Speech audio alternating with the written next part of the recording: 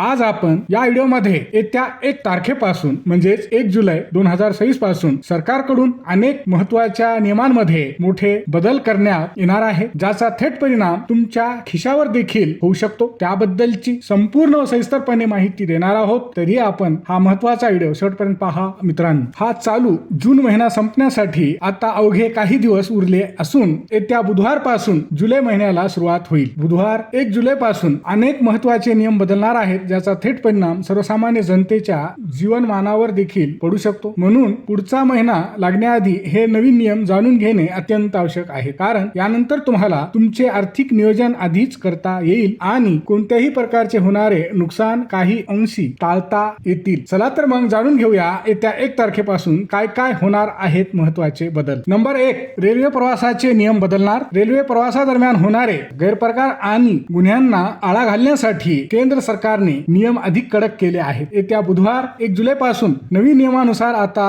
विना तिकीट प्रवास करणाऱ्यांना 250 रुपयांऐवजी 500 रुपये किमान दंड भरावा लागणार आहे। त्याशिवाय महिलांच्या डब्यात बसणाऱ्या पुरुषांना व अनाधिकृत फेरीवाले आणि डब्यात भीक मागणाऱ्यांच्या विरोधात दंडात्मक कारवाई केली जाणार आहे। दुसरे महत्त्वाचे म्हणजे दुसऱ्याच्या नावावरील तिकीट वापरून प्रवास करणाऱ्यांकडून 500 रुपयांच्या दंडाशिवाय संपूर्ण भाडे आणि अतिरिक्त शुल्क वसूल करण्यात येणार आहे। मित्रांनो, व्हिडिओ आवडला तर नक्की लाईक व शेअर करा आणि चॅनलवर नवीन आला असाल तर सबस्क्राईब अवश्य करा।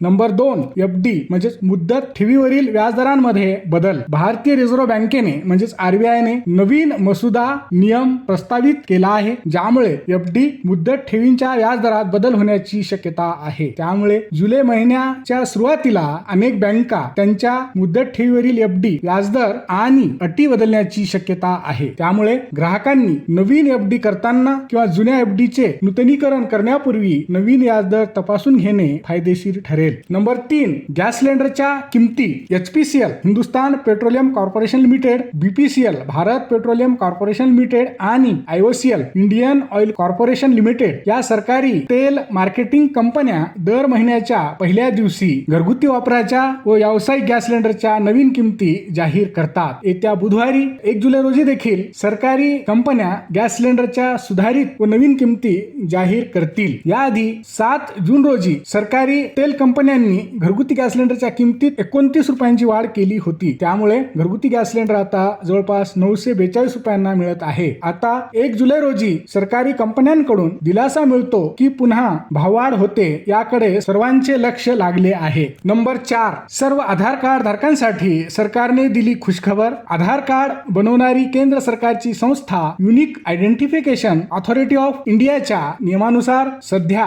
ईमेल ID आधार मध्ये अपडेट करण्यासाठी 75 रुपये शुल्क म्हणजे 75 रुपये फी द्यावी लागते। मात्र आता चांगली व दिलासादायक बातमी म्हणजे येत्या बुधवार 1 जुलै 2026 पासून ते 31 डिसेंबर 2026 पर्यंत म्हणजे 6 महिन्यासाठी आधार मोबाईल ॲपद्वारे तुमचा ईमेल ID अपडेट करण्यासाठी 1 रुपया देखील द्यावा लागणार नाही। अर्थात कोणतेही शुल्क आकारले जाणार नाही। म्हणजेच ही सेवा 1 जुलै ते 31 डिसेंबर पर्यंत पूर्णपणे मोफत असेल। हा व्हिडिओ शेवटपर्यंत पाहिल्याबद्दल आपल्या सर्वांचे अगदी मनापासून आभार। खूप खूप धन्यवाद। जय महाराष्ट्र।